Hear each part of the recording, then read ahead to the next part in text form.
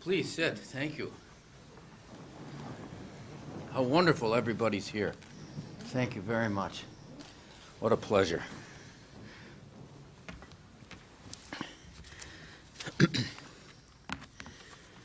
This is not the first time that some of you, or that many of you in the room, have heard that so much of my life was shaped by my experience as a probation officer. Our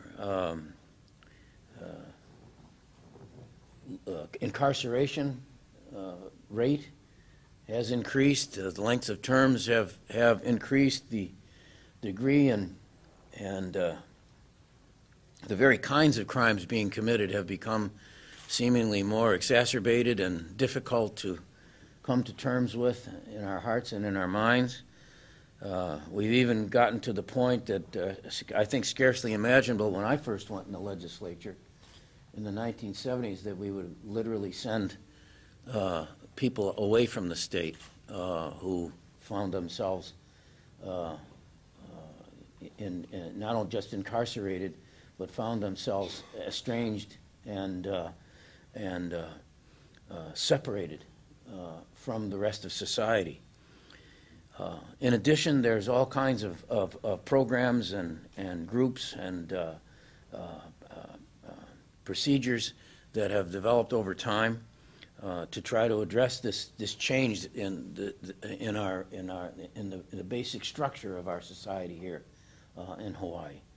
And so the legislature in its wisdom and the judiciary in its wisdom, and I particularly want to acknowledge the Chief Justice being here today, symbolizing, I think, the synthesis of the judiciary and with other judges and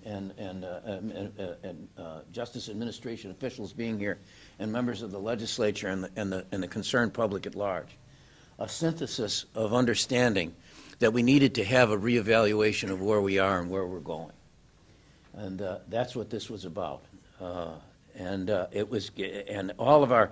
virtually all of our discussion was conducted on that level and in that spirit. The measures before us today, HB 2515 and Senate Bill 2776, reflect that collaborative effort. With the enactment of these bills, I believe we're taking the next step forward in our commitment to control of our criminal justice system, to bringing back, to exercising resources in a sensible and clear-sighted, clear-headed manner in Hawaii, and strengthening the capacity for people to return to society who have been separated from it. The bills themselves will increase the amount of restitution paid to victims as someone who has collected that restitution in his time and sees the value of it, who understands why we have work furlough programs and why we have work release programs, to make sure that people meet their responsibilities.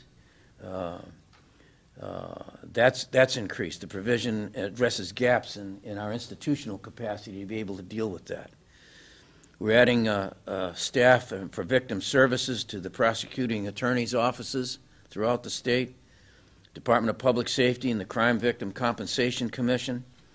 We're increasing victim notification, restitution collection, victim safety planning. We invest considerable amount of money in community-based treatment programs. The programs that I had, if not charge of, played a role in terms of testing for drugs, for example. Some of you are aware, it goes back so far, it was called nailing testing. I could probably test some of the judiciary officials in the room and say, if you can tell me what nailing testing is, it proves that you know the history of the justice system. I see Keith is laughing. He knows what nailing testing is.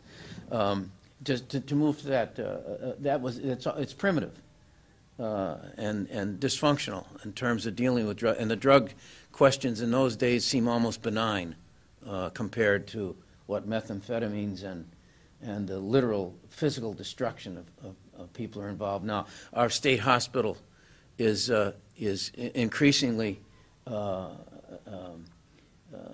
having people sent to it whose minds have been destroyed.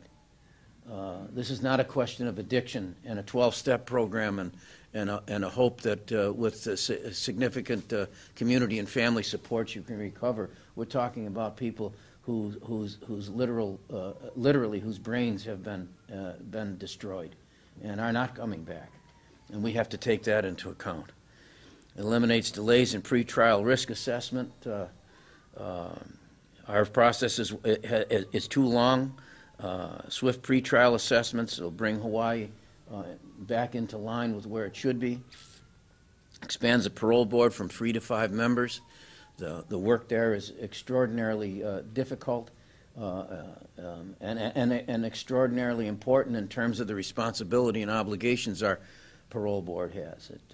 We've opened a conversation now with respect to, which I intend to pursue in the next legislative session and sessions to come, as to what increasing the discretionary capacity of our judges to be able to work with the judiciary system as a whole and groups and organizations associated with care and with rehabilitation. I'd like to see more of that. But so that what the reinvestment initiative has done is give us a renewed sense of direction, and I'm very, very deeply and profoundly grateful to the legislators assembled here, to the judiciary, and everybody who is gathered here today. And I realize a lot of people worked on this, and the legislators here today are, I'm sure they agree, are representative of all their colleagues in terms of their commitment. What the folks here today have been particularly important. Representative Aquino and Senator Sparrow have showed genuine leadership in a manner that took what might have been, in many instances, volatile and controversial and easily distorted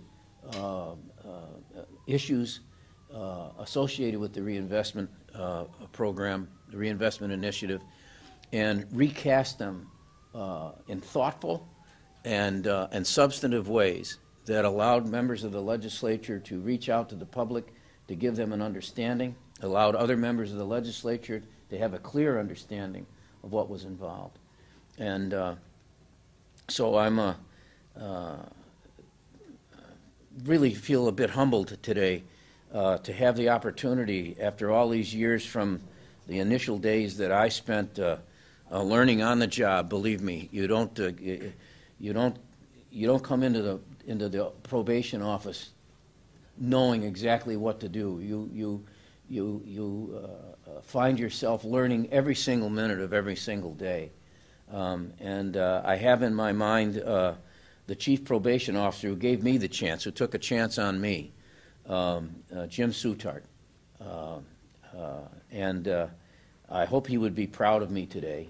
And I'm very, very grateful for the mentorship that I received from him, and I have him in my heart and mind as I move to signing these bills.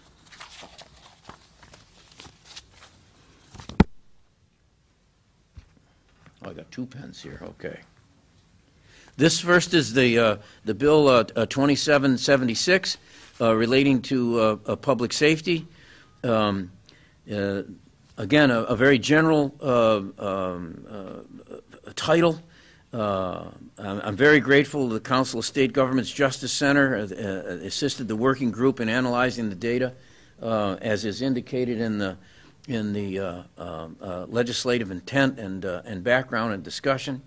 And with this signature, I'm looking forward to bringing to fruition a strategy that will bring out-of-state prisoners back to Hawaii, reduce spending in corrections, reinvest those savings in strategies that will reduce recidivism and reduce crime and increase public safety.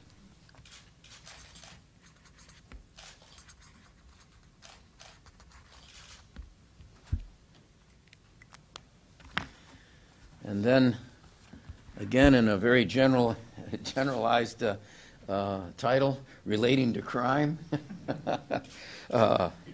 Here, again, I think the same elements are involved in the reinvestment strategy, and it recognizes that the assistance of the Bureau of Justice from the United States Department of Justice, the Pew Center in the states, and it emphasizes that this has been a bipartisan and interbranch justice reinvestment working group, and all of them are represented here today. And it's with deep gratitude to all of you that I now sign the bill.